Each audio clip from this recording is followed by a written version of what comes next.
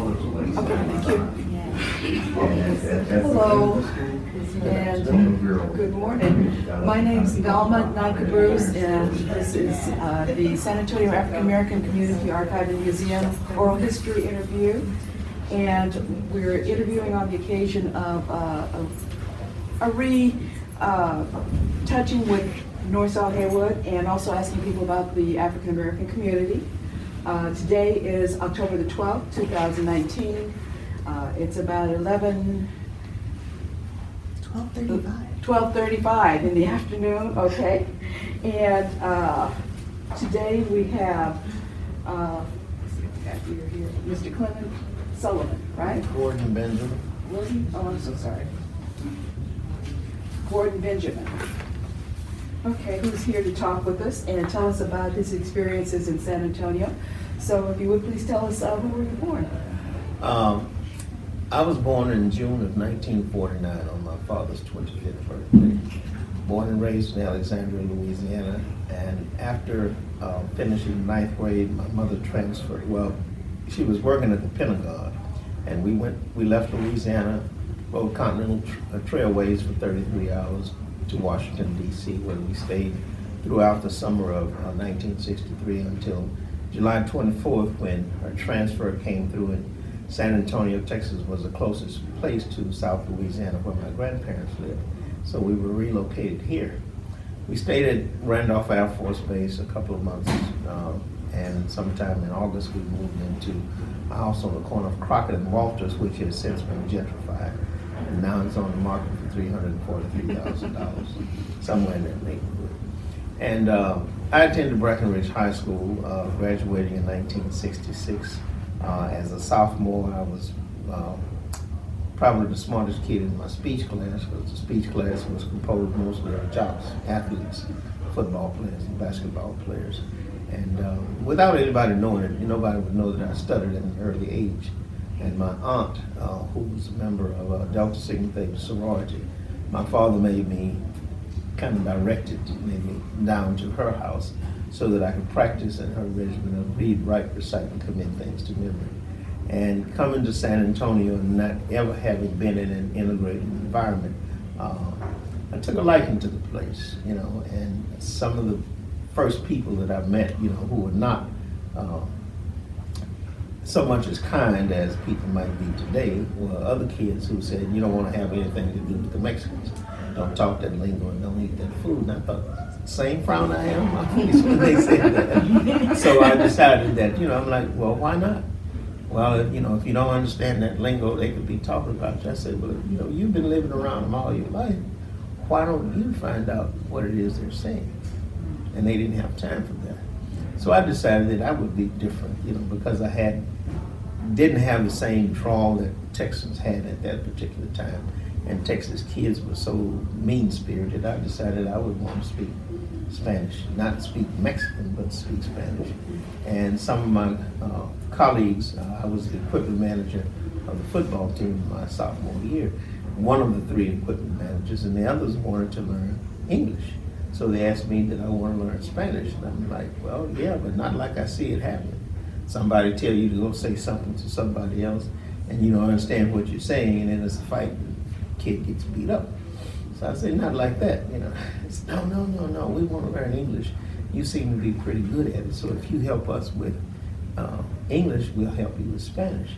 And during that year, I learned how to count from 1 to 1,000. I learned the I, you, he, she, it, we, and they of Spanish, which is yo, ustedes, nosotros, vosotros, ellos, and ellas, and those kinds of things. And the word endings form 3 verbs in Spanish. I learned that. So I had all of this prior to going into the classroom. And when people ask me nowadays about how did you learn Spanish, I just have a little paragraph. Después de vivir aquí en San Antonio, empezando en 1963 con 14 años de edad, yo creo que puedo hablar suficiente con la gente que no puede entender inglés.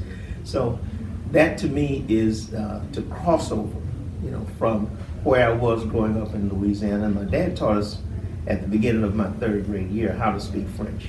And by the time that year ended, he would not allow us to speak French outside of the yard. And one of my siblings or myself, somebody raised their eyebrows because we couldn't say nothing back then, you know. They tell you don't do something, you just don't do it. And he said, well, in case you're wondering, because I know one of y'all wondering why I did that.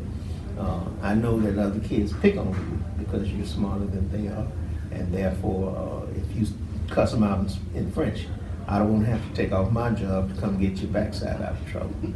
Oh, whew, took my Sharpie. So that's the preparation that I think made a difference to me, because I had the foundation, as I often remind my mother, that I had the benefit of growing up with both parents for the first 13, 14 years of my life.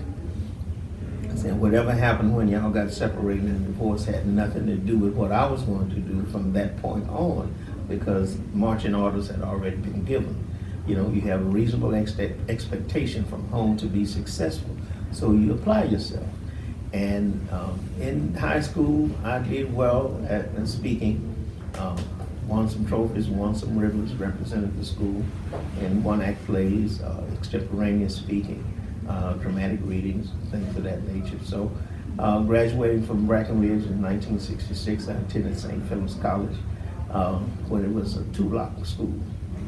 And over the years, it has grown, and you know, I'm a representative of St. Philip's College. Later, I matriculated 2.5 years at Prairie View A&M, finishing in 1961.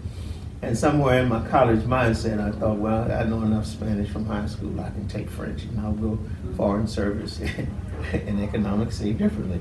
And my father reminded me as the years went on that if you don't use your French, you'll lose it. So mine has been replaced with Spanish, and people ask me, where are you from? You know, are you from, you know, Cuba? Some thinking I'm from Cuba, others thinking I'm from Honduras or Guatemala, someplace, you know, where there are dark-skinned people who speak fluent Spanish. I'm like, no, I'm a United States citizen. Been here all my life, you know. And over the years, I look at San Antonio's growth, because growing up in Louisiana and coming to San Antonio in integrated session, because I was in an all-black elementary school and all-black junior high school. I died to go to the all-black high school where I grew up. But as things would be, you know, when things happen in the adult lives of children have to go with the flow. There's nothing you can do about that. And I look back at that experience and hear what other people talk about their life experiences, and I know that we could not go to the park, to the swimming pool, you know, to the schoolyard to play without passing by somebody's house who knew you, they knew your parents, and they knew your phone number. And if you were out there in the streets cussing like a sailor, they telephone with you. Get on the phone and call your folks. And when you get home, somebody, daddy or mother, standing in the door. Well, what are you doing saying such and such down here on such and such?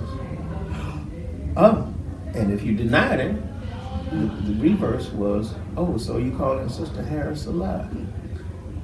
And then you're speechless because you have no explanation now. And that, you know, it results in the kind of discipline that my father meted out. You know, well, you got a whipping coming, but not right now. You know, I'm angry and I'm scared of what I'll do to you. So you wait 3 days, 3 weeks, 3 months, and all the time you're waiting, you're towing the line. You're walking on eggshells. Change your behavior with just the promise of the consequences.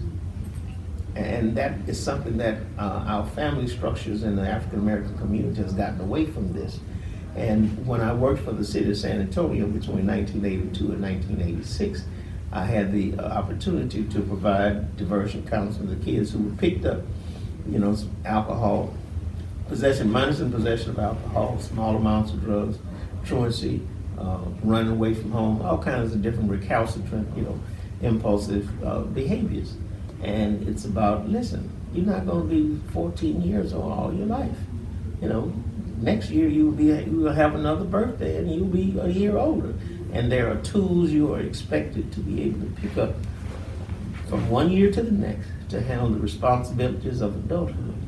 And I was kind of frank with them, like, you know, there's no jobs out here drinking beer and wine out of a brown paper bag, smoking a joint, driving a car without a license, or engaging in adult behaviors prematurely.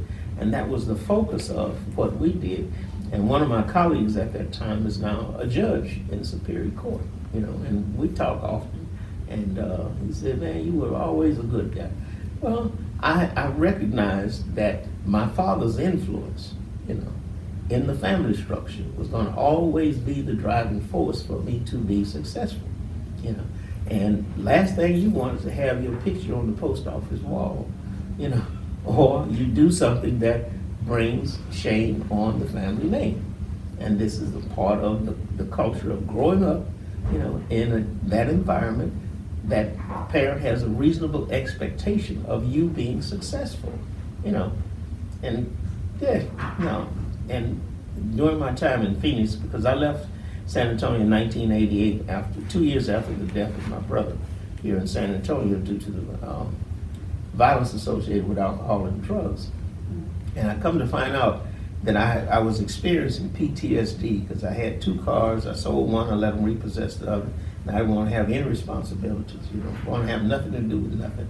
And when I finally relocated to Phoenix, my older sister was there, and she said, you need to get out of that stagnant environment, come here until you get your head back on straight.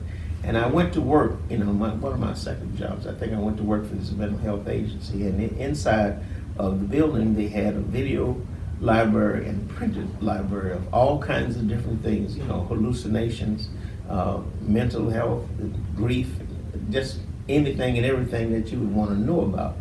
And the lady who hired me, she said, my experience is what drew her to hire me, because I had worked with all of the populations that were going to be calling into this particular informal resolution process. You know, that they call us customer service, but everybody out in the field thought we were headhunters. You know, we don't want your job. You know, we just want to know how you're going to resolve the problem that this person brings to us. And the state had a contract with ComCare, and the state representatives would often send cases to us, and they would always ask that I handle them first. So I asked Mary, I said, why are they asking for me? Well, word gets around that you're very thorough and you do this and you do that. And I said, okay, fine. And sure enough, whenever somebody from that system would go to Missouri or go to Washington, D.C., jump the fence and do something, it's either the Secret Service or the FBI or the local police call it, and they would ask for me by name. So those experiences, you know, led me to eventually decide that, you know, when it was time to retire, I just became a motivational speaker. So I registered people to vote. I've been a deputy volunteer registrar in Diversion County since 2010. I'm the chairman of the Psi Alpha chapter of Omega Psi Phi, the friend fraternity that Mr. Dillard mentioned earlier. And I register people to vote. Hold events. Sometimes I'm a committee of one. Maybe I have 2 people assist me, but I really don't wait for people that are recalcitrant or drag their feet. My father told me one time, he said, when you get tired of people that you work with that do this, said, look, you tell them, I don't mind carrying you, but you get heavy when you drag your feet. Mm-hmm. So there's a corporate, a little body of sayings that I picked up from my dad, who was an educator for 37 years. I did a lot of substitute teaching in both the San Antonio and Harlandale School District. And in the Harlandale District, they had after-school classes for full-time and part-time employees. So I decided I would go and, you know, get a little added influence on my Spanish speaking ability. And in the beginning class, the lady said, you've had this already, so you need to be in the next section. So I go to intermediate, and it was Monday, Wednesday, and Friday. So Monday I was in the beginning, Wednesday and Friday I was in the intermediate, and Friday after class the guy says, you already know this. You need to go to the advanced. And the advanced class, you walk in reading, writing, and speaking Spanish. Very, very little English was spoken at that time. So I focused, you know, became more focused on in learning the rules and how to think according to the rules of the second language. Because from the University of Chicago book I learned that most people who try to speak a second language usually make the mistake of using the rules of their primary language to try and speak the second language. Oh, is that what I was doing at 19? So, you know, and in that, you know, I have taught senior citizens the basics of how to communicate in Spanish, learn how to conjugate verbs, the AR, ER, and IR verbs, and the IR and ER are conjugated the same. And when you think according to that, just like you would think in the rules of English, but you learn the rules of the second language and you speak accordingly. And those are the ideas that I've tried to, in doing mentoring, because we mentor at Young Men's Leadership Academy, S.J. Davis Middle School and Sam Houston High School. I try and communicate to the kids the importance of education. It has its value, and it's meant to be something that you can be productive with. And whenever you learn something, people cannot take that away from you. And I see San Antonio as needing to have more direction in terms of teaching young people the importance of civics. You know, what is your civic duty? What do you know about the government? And I'm working with a group. We're the Power of One, emancipating communities, one community at a time. And we're going to be having sessions here on the 19th and the 26th to expose people to what's on the ballot. Those people who are interested, they can find out what's on the ballot on the 10th, on the 9th, November the 5th. We're voting on 10 amendments to the state constitution. And voter apathy and turnout. Apathy is high, turnout is very low. So our aim is to increase turnout by 10%. So if we have 159 people that have already checked our page on social media, then we're headed in the right direction. Mm-hmm. So we exchange information, and that's the focus of a lot of different things that we do. And later this afternoon, I'm going to Dig the Jazz, which is the Digging with the Hill Jazz Festival, and give out info, register people to vote, although the last date to register in order to vote on November the 5th was Monday, October the 7th. Cards that were used in the 2018 election will expire on December 31st. Bexar County election of this year, at Bexar County election, they said they will start mailing new cards out sometime in late November. And I recommend that if a person hasn't received their card by the first week of January, they need to call them. Mm-hmm. Because if that person was owed Bexar County, they would be owed them like ants on a picnic. Mm-hmm. So, you know, rather than wait for them to get to you, then you take the initiative and get to them. But we're going to have these two sessions on October 19th and the 26th to see if we can't help make a difference, because I don't tell people who to vote for as a deputy volunteer registrar. I'm nonpartisan, but just go vote. You know. And in the 2016 election, there's been a story about people who didn't go vote out of protest. How do you protest by not participating? It's what I cannot figure out. And my focus is, you don't value your vote. Your vote is your voice. And if you want to be heard, instead of complaining after the fact of the results, you should have taken part in the action to see if the results you were looking for could be achieved. And that's the way it is. And if voting wasn't so important, why are so many state legislatures trying to make it very, very difficult for more people to participate in the voting process? You have voter purges, and that's a voter suppression tactic. If you haven't voted in 2 years, we'll kick you off the roll. Well, the same thing you're sending them to remind them that they could be purged, you should be sending that to remind them to take part. We notice you haven't voted in a couple of years. Don't you want to come out, and find out how important it is to vote? And I don't see that happening. And when I go back to think about 2014, I testified in Corpus Christi in the Southern District Federal Court, the Second District down in Corpus, about the impact of requiring people to have a birth certificate in order to either get the election identification card or to get a driver's license. So that was an encumbrance. You had to spend money. And the judge said that's a de facto poll tax. And she ruled that it did have a discriminatory impact on African Americans, women, Latinos, senior citizens, and students. Well, the case went to the Fifth Circuit, and everybody was saying we're challenged because the Fifth Circuit is so conservative, la da da da da. Well, eventually they agreed with her ruling, Judge Nelda Ramos Gonzalez. They agreed with her ruling and said now you have to determine if there was a discriminatory intent. And went back, and yes, it did. And in the interim, former Attorney General Greg Abbott, in his supplicious, or whatever you want to call it, manner, said they've had 2 years to find anybody who was harmed by the voter ID law. And They didn't come through. Well, the Fifth Circuit ruled, that there were 8 instances of people being harmed by the voter ID law. I happen to be one of those that was enumerated in the decision. And if you look at some of this thing, a 92-year-old woman of British descent, she said, I never had to prove who I was in order to vote. Naturalized. Where is she going to get a birth certificate from 92 years ago in 2014? Would that even be feasible or possible, or is it unimaginable? Most of her people, her family, deceased and gone. And who knows what happened to that area that she lived in or was born in before she came to the United States. A 67-year-old African-American woman who was born by a midwife.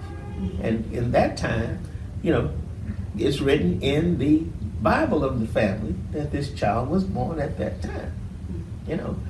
I grew up in Louisiana, so I would have had to get one from Louisiana. Well, when I went online, they wanted $82.34. It's like, what? And on a fixed income at that time, that was just beyond my reach. Well, eventually, my older sister, who lives in Colorado, went through New Orleans, got a copy, didn't have to pay but $15. But at the same time, all of the other students who come to Texas and go to, different colleges, especially predominantly African American, historic black colleges and universities, not allowed to vote because that's not their permanent residence. So you have different counties making different rules and applying them all to, dilute the voting strength of these 5 different groups. Women who marry and divorce, if they don't change their name on the ID to match what's on the voter registration card, being denied the opportunity to vote. So, and everybody, in different states, they're playing tic-tac-toe with, the right to vote. Closing polling locations. In Arizona, this happened in the 2016 primaries. They shut polling places down in predominantly African American and Latino precincts. Moved them, just eliminated them. Where in 2012, I think there were 212 precincts, and they cut them down to 76. So these are the types of things that affect, the African American community, the major, and then you have gerrymandering. The major voting precincts in Bexar County that belong to African Americans or Latinos can often be seen as being gerrymandered. One side of the street you have District 120 as a state representative. On the other side of the same street you have District 119. And when one looks at the map, it looks squiggly like this and goes into here and comes around and comes back around. Well, that means somebody over here is on 120 and somebody's over here is on 119. And those are the things that I think we recognize as having a negative impact on our being represented. Fair maps equals fair representation. And in that sense, we have a better chance of increasing the opportunities to get appropriate health care. We increase the opportunity to get better education. And when you have people in the administrations, that don't function for the good of the people, they're only representing themselves in special interests, it has a negative impact on the rest of us. And it's been found that trickle-down economics does not work.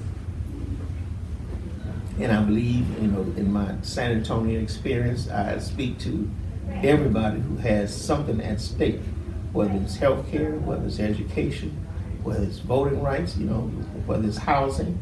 And one of my other things that I'm interested in seeing is forming a nonprofit corporation, or foundation to solicit supplies from the Lowe's and the Home Depots and the Targets and other major corporations to be able to help people fix their houses up so that they are not part of the casualties of gentrification.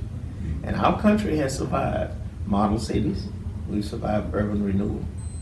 And I do believe, with the help of us collectively, everybody, we should be able to survive gentrification. Because some of these $300,000 houses that you're building in depressed neighborhoods or with distressed properties being bought for $40,000, and then you either knock the house down and put a $330,000 house on that property, and everybody else's property value goes up. You know, it's a disservice, because there are no jobs in the market, in the San Antonio labor market, that pay $28 an hour, where you can be able to afford a $1,600 a month mortgage. So those are the kinds of things that I think collectively, as a group and as a community, we should be focused on making sure that we can eliminate instances where a lady takes a bucket of tar on her roof to try and patch holes so that when it rains, it's not raining in the house on her and her 2 kids. And she barely makes over $9 an hour. That's no way for a person to have to live, because everything is being priced outside of their range. You know, and Danny Deep Pockets in their development, you know, infinite wisdom. And I cringe when people talk about that great wisdom. So Danny Deep Pockets and these developers are going to end up renting some of the same properties that they're putting up for sale, because the market is not going to be able to hold that, simply because the labor market is not paying a decent wage, minimum $15 an hour. And yet we're still stuck at what, $7.25? We were stuck at $7.25 for like, what, 30 years? For the minimum wage. Yeah, for the minimum wage. So there's a lot of work to be done, and I think the progress that we all want to see happen comes from investing in the education system, making more people aware of the issues and the candidates, informed on the issues and educated on the candidates, and vice versa. And I think that's where the power of the people will turn the tide. I'd like to see more people interested in finding out what's on the ballot. Who are you voting for? What do they represent? What do they stand for?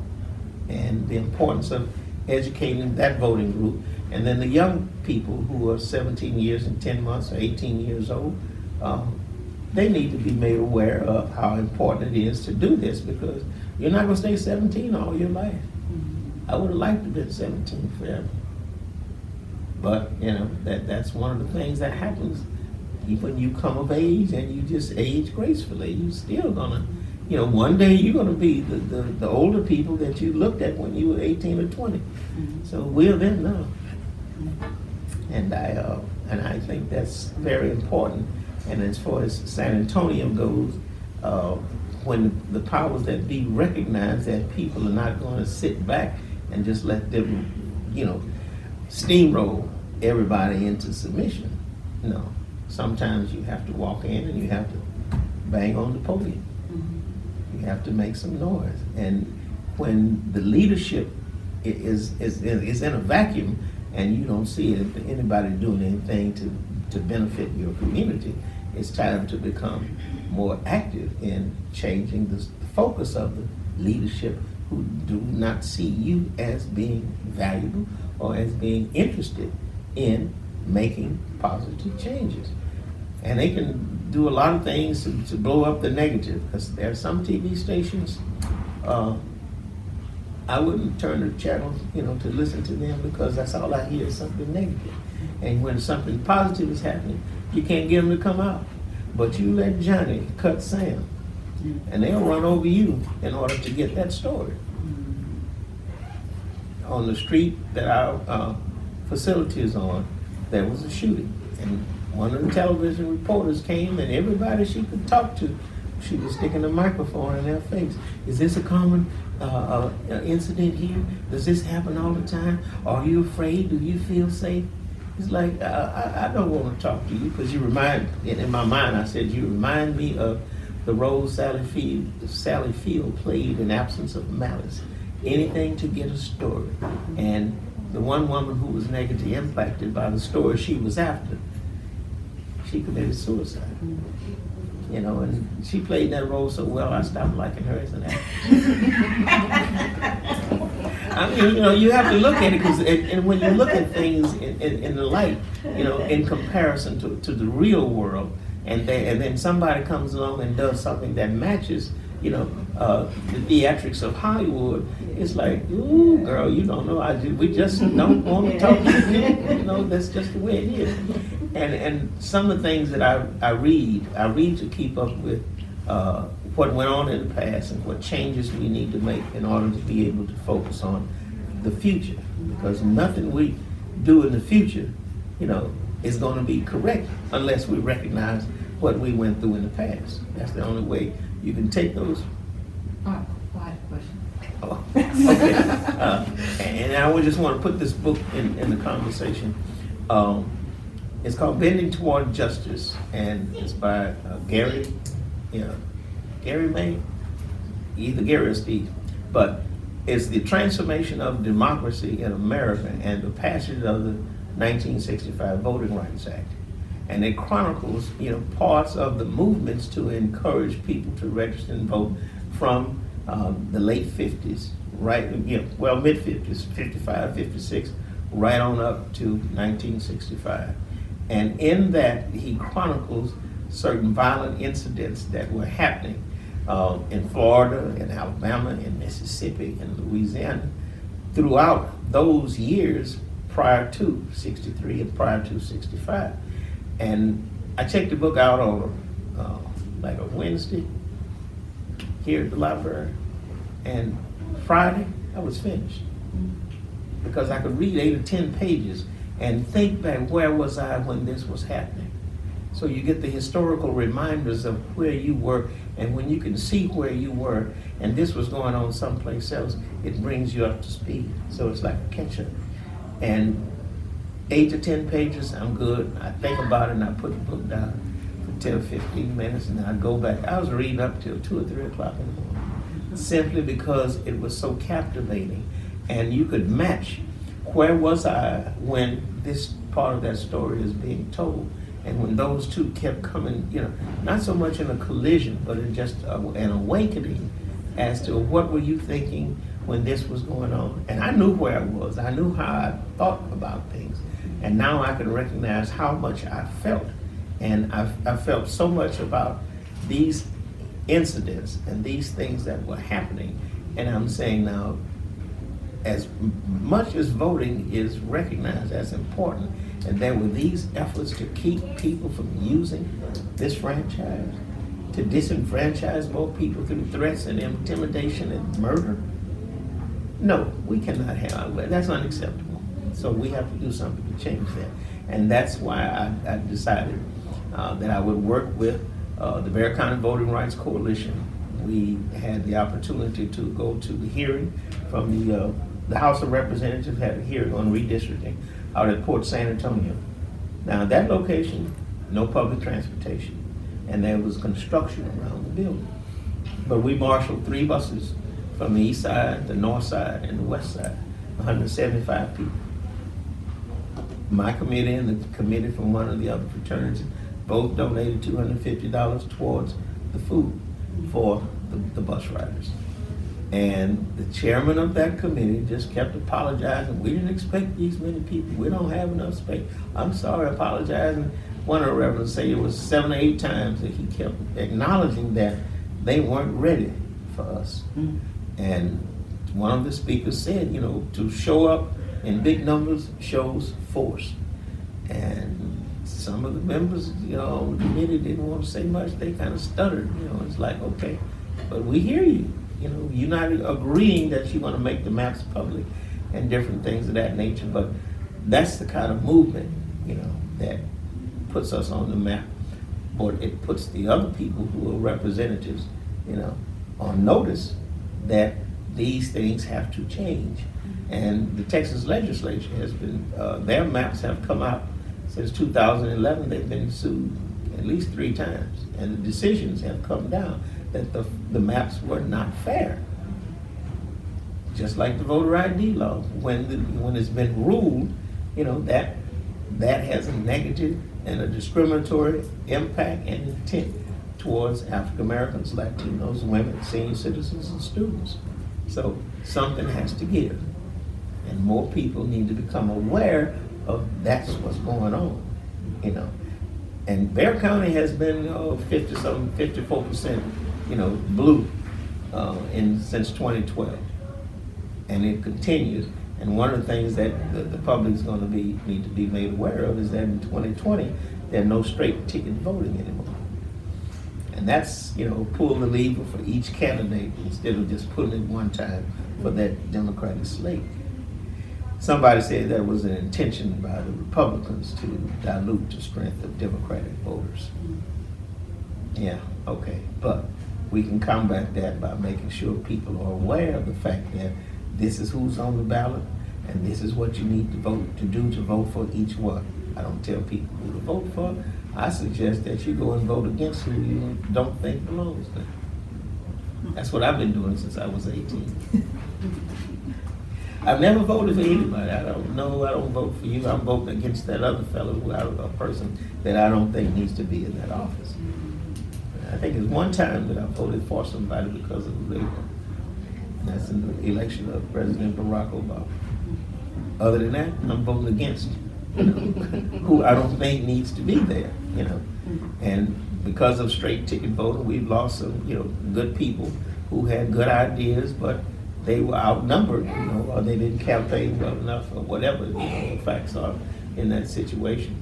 But I think if the powers that be all over, whether it's North Carolina, whether it's South Carolina, whether it's Ohio, Michigan, Wisconsin, Texas, or Louisiana, whenever you see actions that impact voter participation, it's because they are afraid of the Democratic turnout and the result of them being kicked out of office.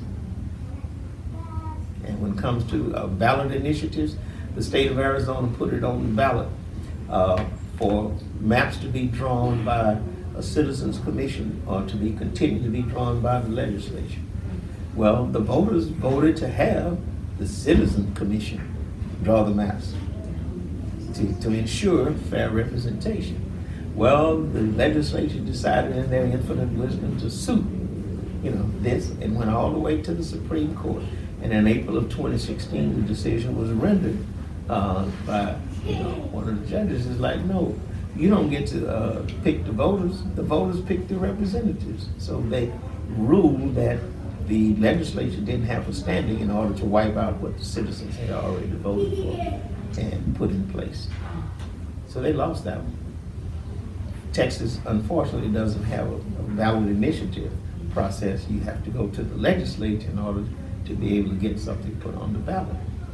So, as Don King would say, there's a lot of trickeration going on. Not just chicanery, legal trickeration, but you have this other stuff, But neither here nor there, being able to make sure that people are aware and better educated on the candidates and the issues and what's important.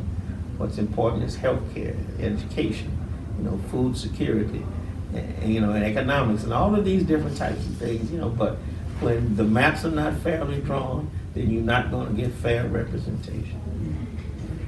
You have to be vigilant. Yes. You have to be vigilant. And that's one of the tags that I put on social media. Be resilient, be vigilant, be encouraged. So once again, I know you said you do motivational speaking. Mm-hmm. Is there a particular organization that you're affiliated with that you'd like to say the name of the organization again? Well, not necessarily an organization, because I'm just open to invitations. Okay. And I've spoken in churches in terms of giving tribute to senior citizens, because I recognize that everything we learn from somebody who was older than us. And now at my age, I'm one of those older people that maybe somebody learned something from me when I share a little bit of what I know worked, because everybody's not meant for high school, but whatever you learn, there's nobody can take that away from you. I don't know all the Chinese, but I can say Happy New Year in Chinese. I don't know all the Russian language, but I can say something in Russian. And if it comes down to it, I got a few words I can say in German or Korean. But learning is the key to being successful, and learning takes self-discipline. And that knowledge, because, we learn by listening and we learn by reading. And when I mentor kids, I help make them understand there's two ways you're gonna learn what's going on in this society. You're gonna have to be able to read and understand what's been written, listen and be able to comprehend what's being said. And for those who don't mind corporal punishment, I remind them, I said, have you ever heard your parents say, didn't you hear me when they giving you that whipping? Didn't you hear what I said? Aren't you listening? So those are the examples that we use to help them relate to what we're talking about, to make sure that they understand that. And when you're talking to the 12, 13, 14-year-old kids, some are not that good about listening. You have to get them to turn off the phone, stop playing the games, quit wrestling with each other. And I remind them of the stages of growth and development that they've already been through. Infancy, when somebody changed your diapers, because you weren't born wearing blue hat, with bandana hanging out your pocket, your pants hanging below your waist, and a pair of size 9 Nikes, and $200 in your pocket. Somebody changed your diapers when you were young, fed you and made sure you went to the doctor and got your shots, so that you could be healthy enough to go to school, and had a reasonable expectation of you being able to learn. Once you learn how to tie your shoes, button your shirt, wash your face, brush your teeth, check the time out, be on time. So those are the things that they have to be reminded of, because they're not going to be 13 all their lives. And I had a group of kids at Wheatley Middle School about 2.5 years ago, and the coach said, you're only going to have about 18-minute attention span, so you better be good and be quick, because after that long, they're going to get restless and you're not going to keep them interested. And I spent 3 minutes making sure they put the phone, put on silence, do this and do that and do that. And so I started talking and I could hear fidgeting. And when I started with the infancy and the stages of growth and development, infancy to childhood to adolescence and adulthood, you could hear a cat tipping and surfing. It was so quiet. And I couldn't resist the opportunity to remind them, I must have struck a nerve. Now everybody's quiet and everybody's listening, and here we are. So take this for what it's going to be worth to you, and recognize that you have to be disciplined, because you're not going to be able to come back to this stage and start all over again. I wish we could. We might make some better decisions somewhere along the way, but at the same time, whatever decision you make, you have to live with it. So Ms. Sally, you said you had a question? Oh, when he was talking about voter registration, and I just had a question about that with the voter registration, and here in San Antonio, I was just curious about the statistics and the data related to that as far as our African American registration. What is the percentage of registered voters, and how are we voting? So that we can see what we can do for it as far as our organization. Percentage-wise, I don't think Bexar County Elections shares that information in terms of, what each community is doing, because they don't look at race and they don't look at ethnicities. All they do is measure the turnout in each precinct, compared with the number of registered voters and how many people voted and what percentage of the registered voters actually went out and voted. Okay. And I think at one time, this is 2019, and it's either 16 or 17, it could have been 15, there were 13 million people in Texas who were eligible to vote. And about 11 million were registered, right? And then you have about 4 or 5 million that go out and vote.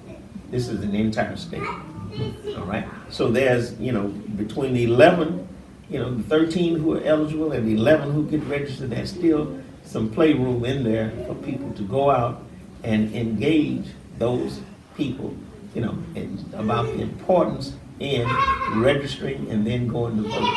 And in the first 2 months of this year, we had community engagement forums here at the Carver, and we had some people who had worked on campaigns, and a couple of judges and a couple of candidates for city offices.